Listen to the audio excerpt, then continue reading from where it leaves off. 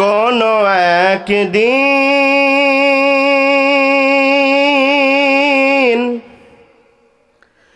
এদেশের আকাশে কালিমার পতাকা উড়বে, সেদিন সবাই আল্লাহর বিধান পেয়ে দুঃখ বেদনা ভুলবে। ঠিক কিনা জোরে কও? আমার সাথে গাওয়া যাবে না ইনশাল্লাহ, কণ্ঠ ছেড়ে সকলে। কোনো একদিন এদেশের আকাশে কালিমার পতাকা উড়বে, সেদিন সবাই আল্লাহর বিধান পেয়ে দুঃখ বেদনা, সেদিন আর রবে না হাহাকার, অন্যায় জুলুম অবিচার, সেদিন আর রবে না হাহাকার,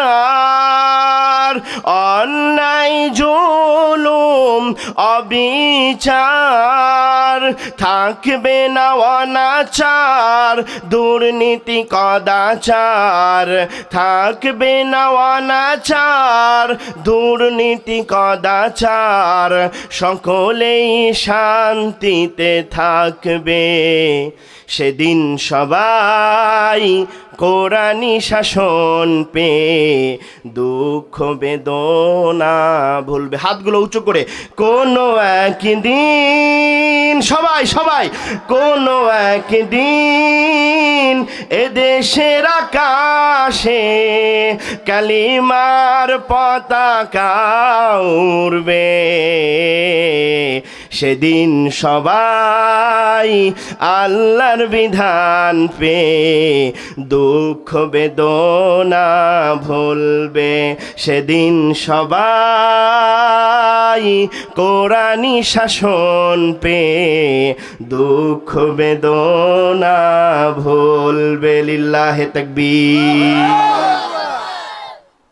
এখনো কিন্তু আলোচনা শুরু করে নাই, চলবে না শেষ করে দেব? চলবে তো? তাহলে এই যে কিছু উঠাউঠি করতেছে আপনারা দেখেন না, টান দিয়ে কি করবেন? লুঙ্গি থাকলে আস্তে টান দিন, খুলে গেলে আবার মান ইজ্জত শেষ। আল্লাহু আকবার বলেন না? কালেমার পতাকা উড়াতে আমরা সকলে প্রস্তুত আছি না? তাহলে এবার ইসলামের একটা বাংলাদেশ হওয়ার দরকার আছে কিনা? যে যে দল করেন, আমি সেই দলের বিরুদ্ধে বলি না, আমি বলি বন্ধু কোরআনটা ইসলামে নেন, কোরআনটা সংশোধনে নেন, ইসলামটা সংশোধনে নেন। কথা বলেন ঠিক কিনা? হ্যাঁ ঠিক আছে নাকি? 54-55 বছর, ডিসেম্বর মাস না বিজয়ের মাস, 54-55 বছর তো হয়ে গেল। কত সরকার আসলো গেল, কিন্তু প্রাইমারি স্কুলে কোরআন শিক্ষাটা চালু করতে পারলো না। স্যার কথা ঠিক আছে? আফসোস লাগে না? ও মিয়া লজ্জা লাগে না? 95% মুসলমানের দেশে সামান্য কোরআন শিখবে। আমার ছেলে মক্তবে যায়, আমার ছেলে হুজুরের কাছে যায়, মাদ্রাসায় যায়, কেন? দেশটা মুসলমানের, তো প্রাইমারি স্কুলগুলোতে কেন কোরআনের শিক্ষক নিয়োগ দেওয়া হয় না? লজ্জা লাগে আপনাদের? পেঁয়াজের দাম বাড়ে, আদার দাম বাড়ে, এটা নিয়ে আমরা আন্দোলন করি, কিন্তু কোরআনের শিক্ষাটা প্রাইমারি স্কুলে হবে এটা নিয়ে আন্দোলন করি না। আজকের থেকে এটা নিয়ে কথা বলবো ইনশাল্লাহ। কথা বলেন ঠিক কিনা? কারণ সব কিছুর ব্যাপারে সার আছে, কোরআনের সাথে কোনো স্যাক্রিফাইস নাই। কথা বলেন ঠিক কিনা মুসলমান? আমাদের দাবি প্রত্যেকটা ইউনিভার্সিটি, স্কুল, কলেজ যেগুলোই গভর্নমেন্ট, আমাদের ট্যাক্সের টাকায় সরকার চলে, তো সরকারের আমাদের কথা শুনতে হবে। প্রতিটা স্কুল, কলেজ, প্রাইমারি স্কুল, সরকারি কলেজ, সরকারি বিশ্ববিদ্যালয়ে কোরআন শিক্ষা বাধ্যতামূলক করতে হবে, রাসূলের সিরাত শিক্ষা বাধ্যতামূলক করতে হবে। কথা বলেন ঠিক কিনা মুসলমান? কারণ আজকে যদি এই মজলিস থেকেই, নির্দিষ্ট কাউকে বলবো না, যদি একজনকে বলি যারাও তো বাবা 10টা সাহাবীর নাম বলো, পাও কাঁপবে নাকি? পায়জামা ভিজাও দিতে পারে, ঠিক কিনা? এত কঠিনটা বাদ দিলাম, 10টা সাহাবীর নাম বলবে, বিশাল ইতিহাস মুখস্থ করা। যদি বলি সূরা ফাতিহা বলো, 80% পারবে না আমি মনে করি। আপনারা কি মনে করেন? সত্য না? এটা আমাদের দুর্ভাগ্য, লজ্জা। কথা বলেন ঠিক কিনা? এটা আমাদের লজ্জা না? অথচ উচিত ছিল আমরা সকলে সূরা ফাতিহা পারবো, আমরা সকলে সাহাবীদের নাম জানবো, রাসূলের জীবনী জানবো। অথচ যদি বলি যুবক, বলো তো মেসির জীবনী কি? বলে স্যার হুজুর মেসি এমনি করে চুল কাটে, এত লিটার গোল দেয়, এই করে সেই করে, রোনালদোর জীবনী মুখস্থ। তোমার কি যুবক আফসোস লাগে না? একটু চিন্তা করো তো, তোমার কি একটু মনে ব্যথা লাগে না? রাসূলের জীবনী তোমার মুখস্থ নাই, সাহাবীদের নাম তোমার মুখস্থ নাই, কোরআনে কি আছে, কতগুলো সূরা আছে, সূরার মধ্যে কি বলছে তোমার মুখস্থ নাই। অথচ খ্রিস্টান কাফেরদের জীবনী তোমার মুখস্থ থাকে। লজ্জা যুবক, তোমার জন্য লজ্জা। বুঝতেছো না কেমনে করে দুনিয়া কাটাই দিতেছো? কি করা উচিত ছিল, কি করতেছো? কোথা থেকে আসছো, কোথায় যাবা? অথচ আল্লাহর মোহাব্বত সাহাবীদের অন্তর কেমন ছিল? একটা ঘটনা বলবো। নবীর প্রতি মোহাব্বত কেমন ছিল? হযরত সাইয়্যিদিনা আবু বকর রাদিয়াল্লাহু তাআলা আনহু, নাম শুনছেন না? কেমন মোহাব্বতের নবী। যুবক কই যায়? মিস কল দিছে মনে হয়, আসো। এই আপনারা একটু প্রতিজ্ঞা করতে পারেন না, কাউরে উঠতে দিবেন না, উঠলে কিন্তু আলোচনা শেষ করে দেব। ঠিক আছে ইনশাল্লাহ? মারহাবা কন্যা জোরে, আরো জোরে কন্যা মারহাবা। আল্লাহর সাথে দেখা করতে চাই তো আমরা, আল্লাহর সাথে কথা বলতে চাই তো আমরা। মুসা নবীর সাথে বলছেন কথা,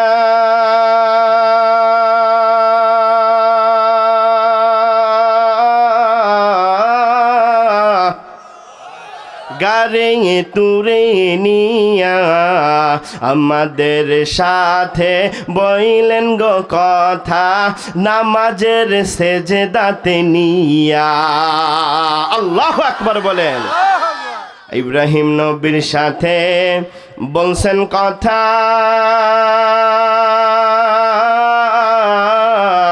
অগ্নিকুণ্ডে নিয়া আমাদের সাথে, আল্লাহ আমাদের সাথে বলেন না, আমাদের সাথে বইলেন গো কথা, মুনাজাতে নিয়া। আল্লাহু আকবার। আমগো নবীর সাথে বলছেন কথা, মিরাজেতে নিয়া আমাদের সাথে, আল্লাহ আমাদের সাথে বইলেন গো কথা, জান্নাতেতে নিয়া। জোরে জোরে কন আমিন। আল্লাহ কবুল করুক, আরো জোরে কন আমিন। নবীর একজন সাহাবী, নাম কি বলছিলাম ভাই? আরো জোরে কন, নাম কি বলছি? নবীর সবচেয়ে মোহাব্বতের সাহাবী হযরত আবু বকর। আল্লাহর নবী সাল্লাল্লাহু আলাইহি ওয়াসাল্লামের উপর যখন আঘাতের উপরে আঘাত, অত্যাচারের উপর অত্যাচার করতেছেন, হযরত রাসূল করিম সাহাবীদের নির্দেশ দিল, তোমরা হিজরত করে করে মদিনায় চলে যাও। সমস্ত সাহাবীরা হিজরত করে চলে গেল। ইভেনচুয়ালি হযরত ওমর রাদিয়াল্লাহু তাআলা আনহু হিজরত করে চলে গেল। কই যায়? আচ্ছা, জরুরত থাকলে একটু যাইতে দিয়েন, নাহলে আবার তো জায়গাটা অপরিষ্কার হয়ে যাবে। প্রয়োজন আছে না ইস্তেঞ্জার, অনেকক্ষণ বসে থাকলে। তবে বাবা ওঠা বসা করিয়েন না, ভালো না লাগলে একেবারে চলে যান। আর বসলে বসেন, উঠবেন যাবেন আসবেন, এতে শ্রোতাদেরও মনোযোগ নষ্ট হয়, বক্তারও মনোযোগ নষ্ট হয়। ঠিক না? মারহাবা কন্যা। আল্লাহর নবী ডাক দিয়া বলে, সমস্ত সাহাবীরা হিজরত করে চলে গেছে, তো একজন সাহাবী আর দুইজন সাহাবী হিজরত করে নাই। একজন হলো আবু বকর, একজন হলো আলী। আল্লাহর নবী বলতেছে, আলী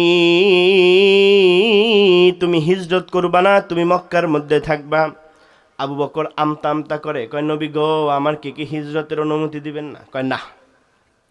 কয় আমি কি মক্কায় থাকবো? কয় হ। ঠিক আছে, কোনো কথা কয় না। আবু বকরের মনটা খারাপ, কারণ মক্কার মধ্যে ইসলাম ঠিকভাবে পালন করা যাচ্ছে না। আল্লাহর নবী বুঝতে পেরে ডাক দিয়ে বলে, আবু বকর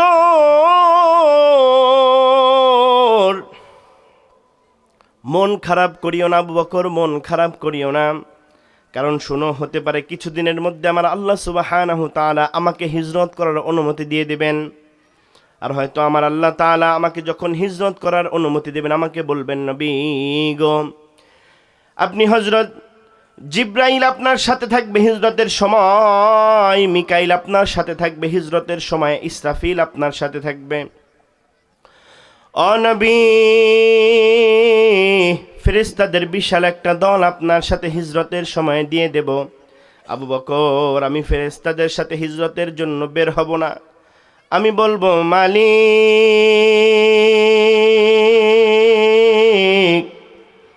তুমি তোমার কুদরতি অন্তর নিয়ে আমার সাথে থাকবা। আর আমি আমার মালিকের কাছে বলবো, মালিক,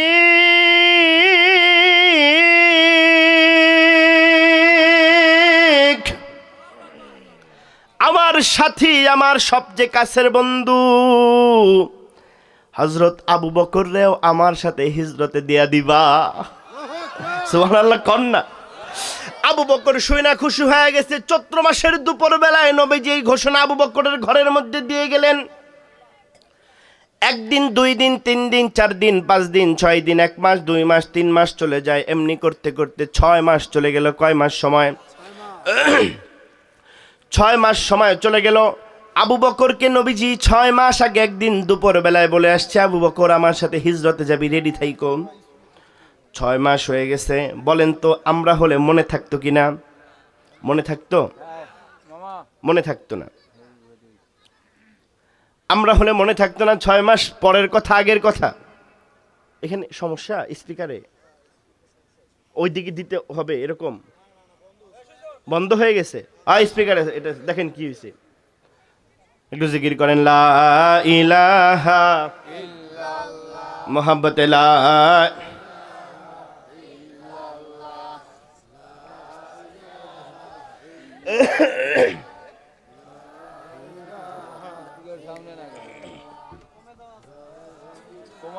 বাড়ায় দেন। ইল্লাল্লাহ লা ইলাহা। একটু জোরে জোরে বলেন না, আল্লাহু আকবার। কয় মাস আগে? জোরে জোরে। কে বলছে? কারে বলছে? কোথায় যাবে? হিজরতে যাবে। হ্যাঁ, সুন্দর সাউন্ড দিও বাবা। হিজরতে রাসূল যাবে 6 মাস পরে। 6 মাস আগে আবু বকরকে বলছে। বলেন তো আমাদের বললে মনে থাকতো নাকি? একদিন আগের কথাই মনে থাকে না, 6 মাস আগের কথা। 6 মাস পরে আল্লাহর নবীকে আল্লাহ সুবহানাহু তাআলা হিজরত করার জন্য অনুমতি দিয়েছেন। আল্লাহর নবী সরকারে দো আলম হিজরতের জন্য বের হয়ে গেছে। আলীকে নিজের ঘরে শোয়ায়া। এখানে লম্বা চড়া ঘটনা বলার সময় নাই। আল্লাহর নবী বের হয়ে গেছে নিচু নিচু শব্দে, টিপ টিপ আওয়াজে, কোনো আওয়াজ করতেছে না। টিপ টিপ পায়ে আবু বকরের ঘরের সামনে গেছে। বলেন না একটু কার ঘরের সামনে? আবু বকর রাদিয়াল্লাহু তাআলা আনহুর ঘরের সামনে যাইয়া ছোট্ট আওয়াজে মাত্র বলছে আবু। কি বলছে? এখনো বকর শব্দ বলে নাই। এখনো কি বলে নাই? মাত্র বলছে আবু।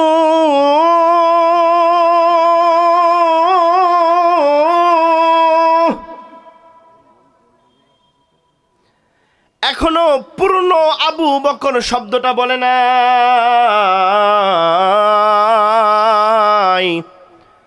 হযরত রাসূলের প্রিয় সাহাবী আবু বকর সাথে সাথে দরজাটা খুলে ডাক দেয়া কয়, লাব্বাইকা সাদাইকা ইয়া রাসূলুল্লাহ।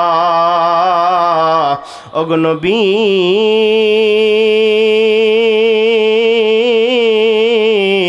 ও সরকার দো আলম রাসূল, আপনার আবু বকর আপনার সামনে হাজির হয়ে গেছে। জোরে কোন আল্লাহু আকবার।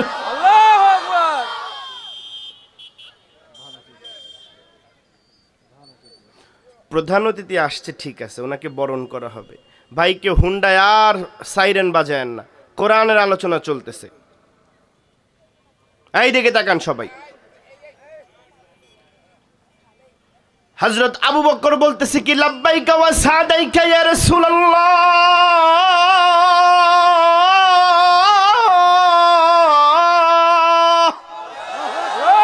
ও নবী, আপনার গোলাম হাজির।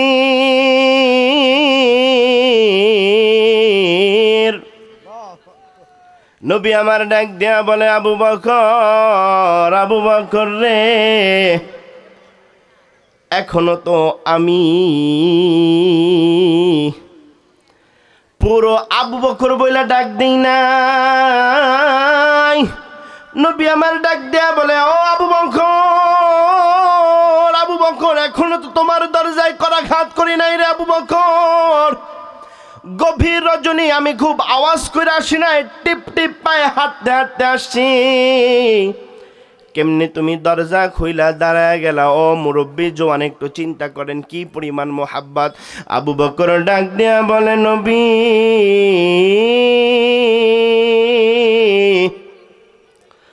ওই যে 6 মাস আগে আমার একদিন ঘরের মধ্যে আইসা বলছিলেন, আবু বকর, তুমি কিন্তু আমার সাথে মদিনায় হিজরতের সফর সাথী হয়ে যাইবা। ওগো আল্লাহর নবী,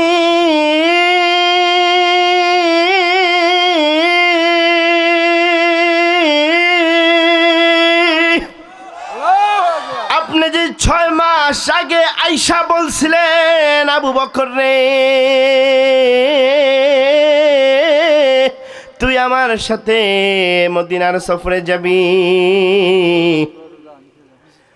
আমি সেই দিন থেকে আবু বকর কোনদিন বিছানায় পিঠ লাগাই নাই। আল্লাহু আকবার বলেন। কেমন মুহাম্মদ! নারায়ে তাকবীর। প্রধান অতিথির আগমন। বসেন।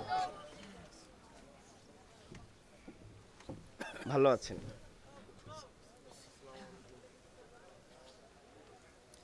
উনি আসছে, আপনাদের সাথে কথা বলবে। আপনারা কি এখন একটু স্থির হওয়া যায় না?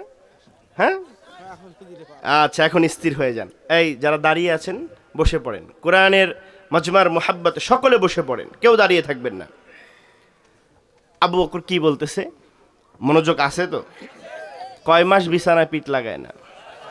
সকলে কন না, কয় মাস? আল্লাহর নবীকে ডাক দিয়ে বলতেছে, ওগো রাসূল,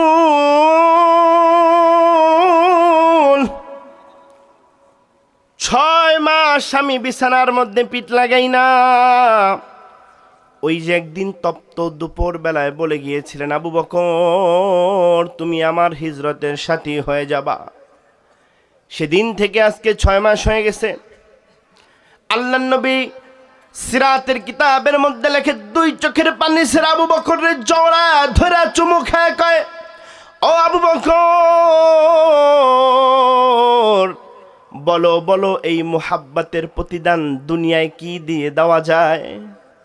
আল্লাহর নবী ডাক দেয়া বলে, আবু বকর, এই মুহাব্বতের প্রতিদান আমি আল্লাহ তাআলার হাবিবে কিবরিয়া হয়ে দুনিয়ায় দেব না, বরং জান্নাতে আমার ঘরের সাথে তোর ঘরটা বানায় দেব। আরো চিৎকার দিয়ে বলেন আল্লাহু আকবার। আবু বকর ডাক দিয়া বলে, নবী,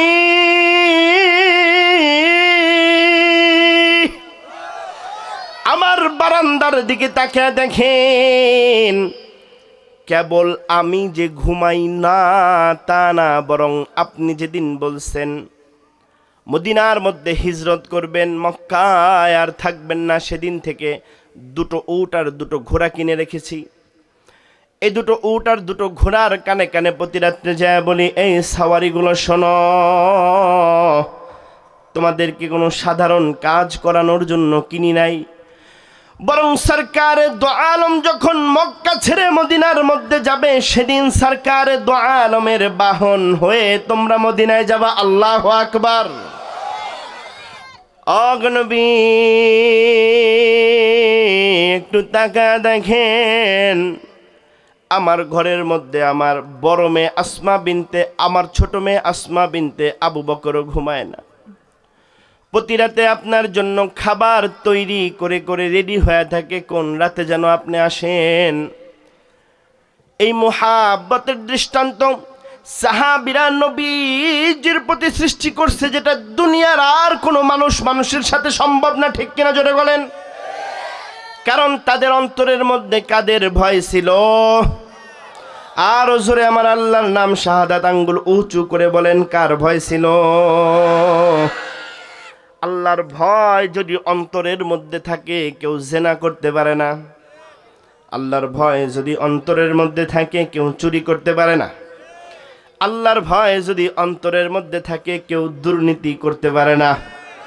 আল্লাহর ভয় যদি অন্তরের মধ্যে থাকে তো টেম্পো স্ট্যান্ড থেকে কেউ চাঁদাবাজি করতে পারে না। ঠিক কিনা জোরে বলেন মুসলমান।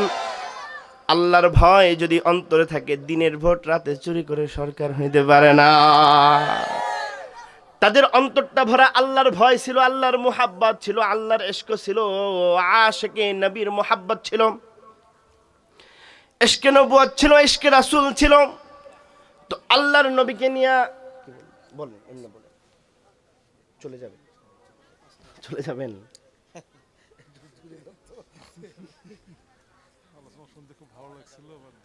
চলে যেতে হবে যেহেতু ব্যস্ততা, সামনে ইলেকশন চলতেছে। আচ্ছা, আমরা আসলাম কেন দুনিয়ায়? প্রশ্ন আসেনি একটা? এই পাশের লোকদের নাই, তারা যে বললো না আসেনি, জোরে বলেন আছে তো।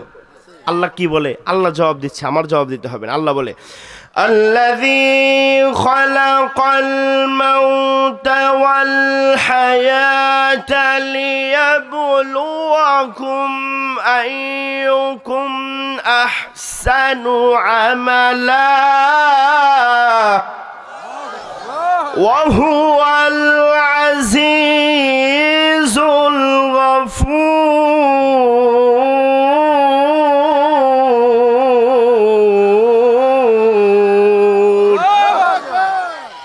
আল্লাহ বলতেছে, বান্দা শোন, এই যে গোটা মৃত্যুর সিস্টেম, জীবনের সিস্টেম, দুনিয়ায় আসলাম সবকিছু একটা কারণে করছি। কয়টা কারণ?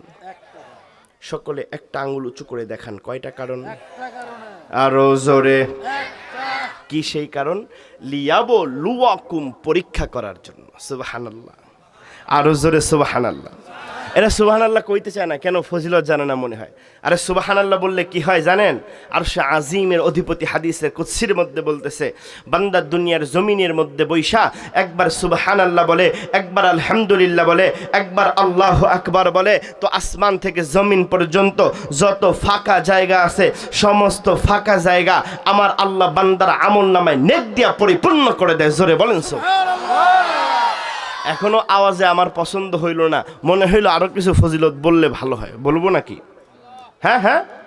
আল্লাহ সুবহানাহু তাআলা হাদিসে কুদসির মধ্যে বলে, যদি কোনো বান্দা জমিনের মধ্যে একবার সুবহানাল্লাহ বলে, আরশে আজিমের অধিপতি জান্নাতের মধ্যে এত বড় একটা গাছ ওই বান্দার জান্নাতের মধ্যে লাগায়া দেয়, যেই গাছের ছায়া দিয়ে যদি কোনো জান্নাতি তেজস্বী ঘোড়া ৫,৫০০,০০০ বছর দৌড়ায় যায়, বুঝছেন জান্নাতি তেজস্বী ঘোড়া ৫০০,০০০ বছর দৌড়ায় যাইতেছে দুনিয়ার হিসাবে, এরপরেও ওই গাছের ছায়া শেষ হবে না।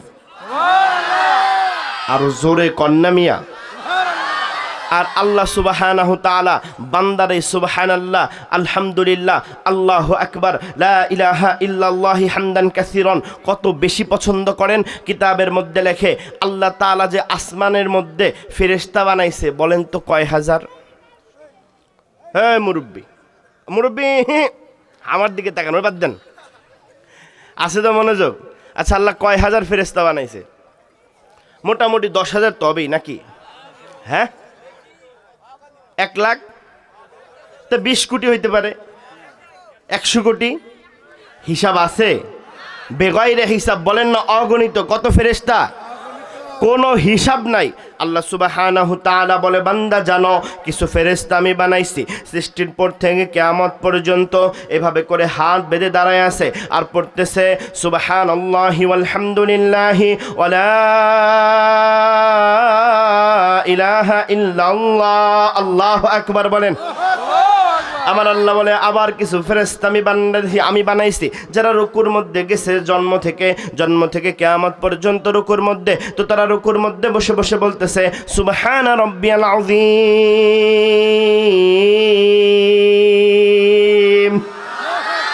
আবার কিছু ফেরেশতা আমি বানাইছি যারা রুকু থেকে উঠে যেভাবে আমরা দাঁড়ায় থাকি সারা বছর সারা দুনিয়ার সৃষ্টির পর থেকে কিয়ামত পর্যন্ত ওই ফেরেশতাগুলো এভাবে দাঁড়ায় দাঁড়ায় পড়তেছে রব্বানা ওয়ালাকাল হামদ হামদান কাসীরান তাইয়িবান মুবারাকান ফীহি আল্লাহু আকবার।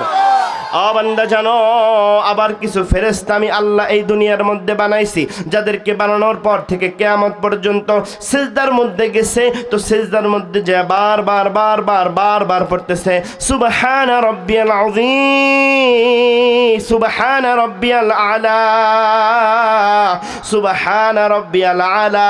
বান্দা জানো আবার কিছু ফেরেশতা নামাজের মধ্যে যেইভাবে বসো ওইভাবে বসে বসে পড়তেছে আল্লাহুম্মা গফিরলি আল্লাহুম্মা গফিরলি আল্লাহুম্মা লাকাল হামদু শুকরান কাসীরান। শুধু আমার প্রশংসা করতেছে। এ বান্দা কত ফেরেশতা বানাইছে হিসাব নাই।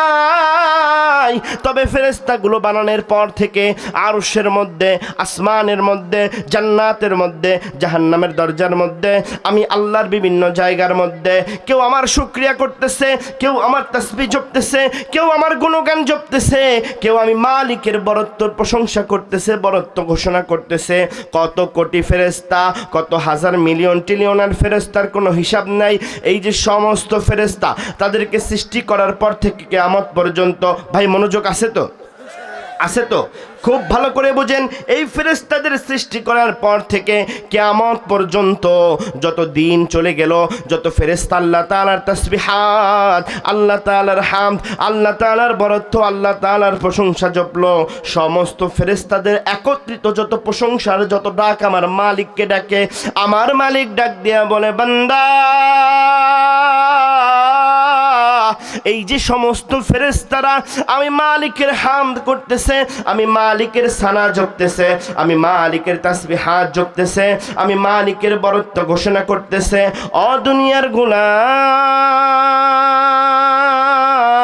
এই সমস্ত কিছু একসাথে করে যখন আমার দরবারে আসে আর তুমি আরশে আজিমের অধিপতির বান্দা হইয়া জমিনের মধ্যে বৈশা এক কোনায় চুপে চুপে যখন একটু ডাক দাও লা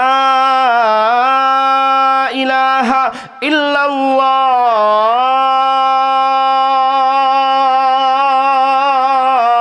তো সমস্ত ফেরেশতার আমার প্রতি যে অনুগত্য আর তাসবিহাত, এই সমস্ত ডাকের চাইতে বান্দা তোমার একবার লা ইলাহা ইল্লাল্লাহ সুবহানাল্লাহ আলহামদুলিল্লাহ আল্লাহু আকবারটা আমার কাছে বেশি প্রিয়।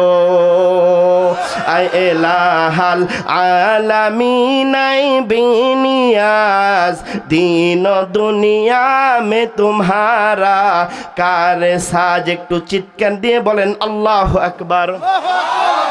সামনে চলে আসেন, আসেন আসেন, আরে চেয়ারটা ফাঁকা আছে, আসেন। চিন্তা করছেন ইউ ক্যান ইমাজিন দ্যাট সমস্ত ফেরেশতারা তো আল্লাহকে ডাকতেছে কতবার, কত হাজারবার, কত কোটি হাজারবার, কত মিলিয়ন হাজারবার, হিসাব করার ব্রেন আমার আপনার আসেনি। এই ডাকের চাইতে আপনি যে আল্লাহর একবার সুবহানাল্লাহ কোন, এইটা আল্লাহর কাছে বেশি প্রিয়। না সুবহানাল্লাহ কোয়েন না, চাচি রাগ করব। না কোয়েন না সুবহানাল্লাহ, আস্তে কোন সুবহানাল্লাহ, আরো জোরে চিৎকার দিয়ে বলেন আল্লাহু আকবার। রব এই ডাকের সাক্ষী দেয় কিনা আপনি খুশি হয়ে কিয়ামতের ময়দানে নাজাতের ফয়সালা করে দিয়েন। কি বলতেছিলাম যে মৃত্যু হবে তো কেন পাঠাইলো, মনে আছে কারো? পরীক্ষা। সুবহানাল্লাহ আলহামদুলিল্লাহ, বুঝা গেল আমার শ্রোতারা মনোযোগী। কিসের জন্য পাঠাইছে? আরো জোরে কোন কিসের জন্য? চেয়ারম্যান সাহেব চলে যাচ্ছে, আচ্ছা আসেন আসেন। পরীক্ষার জন্য পাঠাইছে। কিসের পরীক্ষা? আমাদের দেশে পরীক্ষা হলে তো প্রশ্নপত্র আগেই ফাঁস হয়ে যায়। আল্লাহ কয় না, টেনশনের কিছু না, আমি তো পুরা পরীক্ষার প্রশ্ন যা আছে 30 পারা কোরআন আর নবীর জীবনীতে দিয়ে দিছি। জোরে কন্যা সুবহানাল্লাহ। কয় কিসের পরীক্ষা জানো? ইবাদতের পরীক্ষা। সুবহানাল্লাহ। কিসের পরীক্ষা? ওয়ামা খালাকাতুল জিন্না ওয়াল ইনসা ইল্লা লিয়াবুদুন।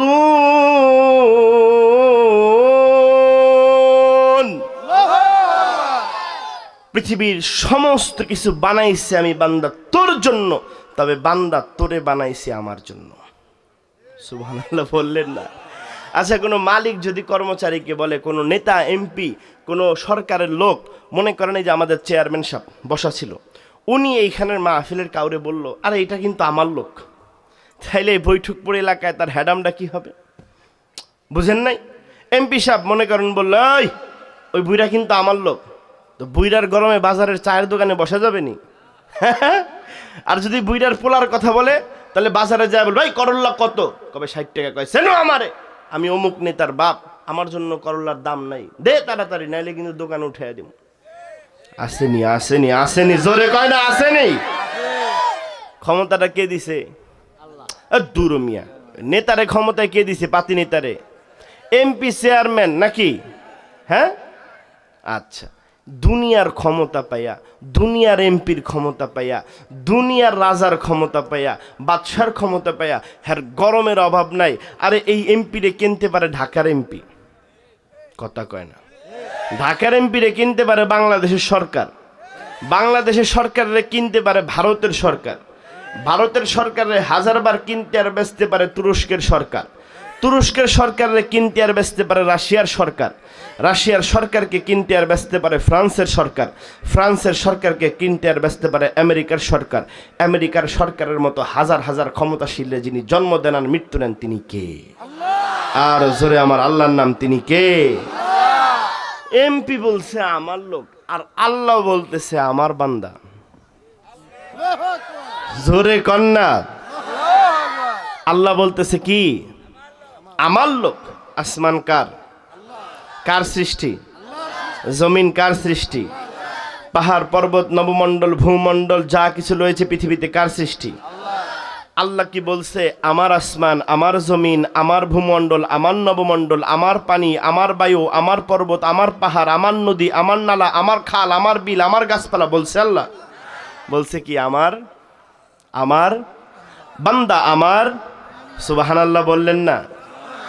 আচ্ছা বলেন তো, পৃথিবীর, হুজুর একটু আগে বললো আমি শুনলাম, পৃথিবীর সমস্ত খাজানা কোথায়? এই তো হুজুরেরটা মনে আছে, কোথায়? স্বর্ণের খনি কোথায়? রূপার খনি কোথায়? তেলের খনি কোথায়? পেট্রোলিয়ামের খনি কোথায়? পৃথিবীর গাছপালা তরুলতা কোত্থেকে হয়? আপনি আমি কোত্থেকে হইছি? আবার কোথায় চলে যাব? ও বন্ধু, মাটি কোথায়? জোরে কয় না? আল্লাহ বলে, গোলাম,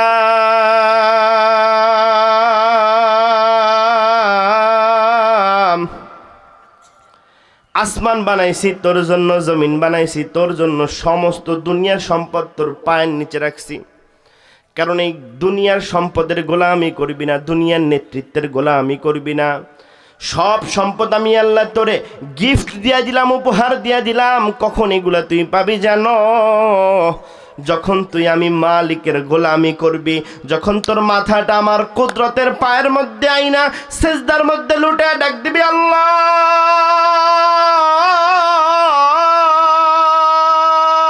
তো আল্লাহ বলবে তোর কি লাগবে বল, গোটা দুনিয়ার রাজা বাদশাহীর মজা তোরে দিয়ে দেব। আল্লাহু আকবার বলেন। উদাহরণ দিতে আমি বছরকে বছর হিসাব করে সাহাবীদের জীবনী, তাবিনদের জীবনী বলবো না। 2 দিন আগের একটা ঘটনা শুধু মনে করায় দিই। এই যে উসমান ইবনে হাদি নামে একটা যুবক তরুণ শাহাদাত বরণ করলো। কিছু আসেনি ক্ষমতা তেমন, এমপি, খুব বড় লোক, কিন্তু একটা জিনিস ভিতরে আসছিল, ঈমান। সুবহানাল্লাহ কয় না দেখি? কি ছিল ভিতরে? ঈমান থাকার কারণে একমাত্র কাকে ভয় করত? আরো জোরে কোন, কাকে ভয় করত? যাদের হৃদয়ে আছে আল্লাহর ভয়, তারা কভু পথ ভুলে যায় না। আল্লাহর ভয় আছে যে হৃদয়ে, কারো কাছে মাথা নত করে না। আল্লাহু আকবার বলেন। উসমান হাদি ইমানটা বড় মজবুত ছিল, ইমানটা বড় তাজা ছিল। একজনের গোলামি করছে, তিনি কে? আল্লাহর গোলামি করছে, আল্লাহর দাসত্ব করছে। মাত্র একটা আসনের এমপি হইতে চাইছিল, আমার আল্লাহ সুবহানাহু তাআলা শাহাদাতের মর্যাদা দিয়া দিছে। তো শাহাদাতের মর্যাদা দিয়া একটা আসনের এমপি কেবল নয়, গোটা বাংলাদেশের প্রতিটা মানুষের সংসদের আসনের এমপি বানায়া দিছে। ওসমান হাদিরা মরে না, কথা বলেন ঠিক কিনা? যারা আল্লাহর রাস্তায় শহীদ হয় তারা কখনো মরে না, কথা বলেন ঠিক কিনা মুসলমান? আল্লাহ তাআলা কি বলে শোনো, ওয়ালা তাকুলু লিমান ইউকতালু ফি সাবিলিল্লাহি আমওয়াত বাল আহইয়াউ ওয়ালাকিন লা তাশউরুন, বরং তারা জীবিত কিন্তু তোমরা বোঝো না। সুবহানাল্লাহ বলেন। এই ওসমান হাদিরা কখনো মরে না। যারা আল্লাহর পথে লড়াই করতে যে, যারা মুসলিম উম্মার পক্ষে, কোরআনের পক্ষে, ইসলামের পক্ষে লড়াই করতে যে জীবন দিয়ে দেয়, তারা আমার আল্লাহর কাছে শাহাদাতের সুধা পান করে গোটা জীবনে অমর হয়ে থাকে, কথা বলেন ঠিক কিনা? প্রিয় মুসলমান হাজিরিন, আপনি যেই দলের হোক, আই ডোন্ট কেয়ার, আমার কিছু যায় আসে না। আমি দলের গোলামি করতে আসি নাই, আমি কোনো দলের বিরুদ্ধেও বলতে আসি নাই, আমি একজনের পক্ষে বলতে আসছি। তিনি কে? আরো জোরে আমার আল্লাহর নাম। তবে মরতে তো একদিন হবে, ঠিক না? 1000 বছর বিড়ালের মতো বাঁচার চেয়ে 1 ঘন্টা সিংহের মতো বাঁচা ভালো। এই ভারতের আধিপত্যের বিরুদ্ধে কথা বলতে যে আবরার শহীদ হয়ে গিয়েছে, এই ভারতের আধিপত্যের বিরুদ্ধে কথা বলতে যে ওসমান ইবনে হাদি শহীদ হয়ে গিয়েছে, হতে পারে এই ভারতের আধিপত্যের বিরুদ্ধে কথা বলতে যে আরো শত শত তাজা প্রাণ বাংলার জমিনে ঝরে যাবে। তবে মুসলমান, সময় খুব সন্নিকটে, প্রস্তুতি নিয়ে যাও। খুব শীঘ্রই গাজওয়াতুল হিন্দ কায়েম হয়ে যাবে, খুব শীঘ্রই মালহামার যুদ্ধ কায়েম হয়ে যাবে। এক পক্ষে থাকবে মুসলমান, আরেক পক্ষে থাকবে কাফের, এক পক্ষে থাকবে ঈমান, আরেক পক্ষে থাকবে কুফর, এক পক্ষে থাকবে আল্লাহ ভীরুর লোক, আরেক পক্ষে থাকবে খোদাদ্রোহী লোক, এক পক্ষে থাকবে কোরআনের লোক, আরেক পক্ষে থাকবে কোরআন বিরোধী লোক, এক পক্ষে থাকবে হিন্দু বেঈমান কাফের মুশরিকরা, আরেক পক্ষে থাকবে বাংলাদেশের তাজা তাজা ঈমানওয়ালা তরুণ মুসলমানেরা। সেই দিন বেশি দূরে নয়, ভারতের সীমানা পেরিয়ে দিল্লির পণ্ডের মধ্যে, দিল্লির সিংহাসনের মধ্যে আমরা ইনশাআল্লাহ কালেমার পতাকা পাত পাত করে উড়াবো। চিৎকার দিয়ে বলেন ঠিক কিনা মুসলমান? কারণ আল্লাহ সুবহানাহু তাআলা আমাদেরকে জানায়া দিয়েছে, মুসলমান শোনো, গোটা জাহানের বাদশাহী তোমাদের দিয়েছি। দিল্লি আমাদের ছিল, হায়দ্রাবাদ আমাদের ছিল, কলকাতা আমাদের ছিল। গোটা এশিয়া উপমহাদেশে মুসলিম সাম্রাজ্যের 700 বছরের শাসন ছিল। কিন্তু মুসলমান, আজকে আমরা ঈমানটাকে হারিয়ে ফেলেছি। আবার যদি আমরা আল্লাহর ভয়ে ঈমানের বলে বলিয়ান হয়ে যেতে পারি, আমার আল্লাহ সুবহানাহু তাআলার ওয়াদা, ওয়াদাল্লাহি হাক্কা, আমার আল্লাহর ওয়াদা সত্য। মুসলমান, এই কুড়িগ্রামের যুব সমাজ তোমাদেরকে বলে দিতে চাই, যদি আল্লাহর জমিনে আল্লাহর দ্বীন বাস্তবায়নের জন্য, দিল্লির মসনদ কাঁপিয়ে তোলার জন্য, ভারতের মসনদ কাঁপিয়ে তোলার জন্য, আবার গোটা পৃথিবীতে কালেমার পতাকা ওড়ানোর জন্য যদি রক্ত লাগে রক্ত দিবা, জীবন লাগে জীবন দিবা। শহীদি কাফেলায় শামিল হতে কাফনের কাপড়কে পাগড়ি হিসাবে মাথায় পেতে উলামায়ে ইকরামের নেতৃত্বে কোরআনের আইন বাস্তবায়ন করার লক্ষ্যে, খেলাফতের শাসন বাস্তবায়ন করার লক্ষ্যে, আল্লাহর পক্ষে কথা বলার জন্য রাজপথে নেমে তাজা রক্ত ঢেলে দিয়ে শহীদ হয়ে যাবা। মা ছাড়বা তো বাবা ছাড়বা, সংসার ছাড়বা, সন্তান এতিম করতে কারা কারা রাজি আছো? আমার আল্লাহকে দুটো হাত তুলে দেখা দাও।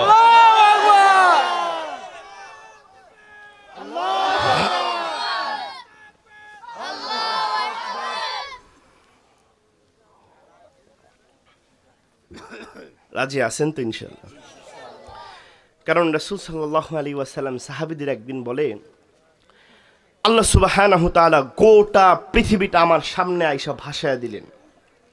হাদিস থেকে বলতেছি। তো আমি গোটা পৃথিবীটা দেখলাম, দেখার পরে সাহাবীদেরকে বলতেছে, সাহাবীরা শোনো, এই গোটা পৃথিবীতে একদিন কালেমার পতাকা উড়বে।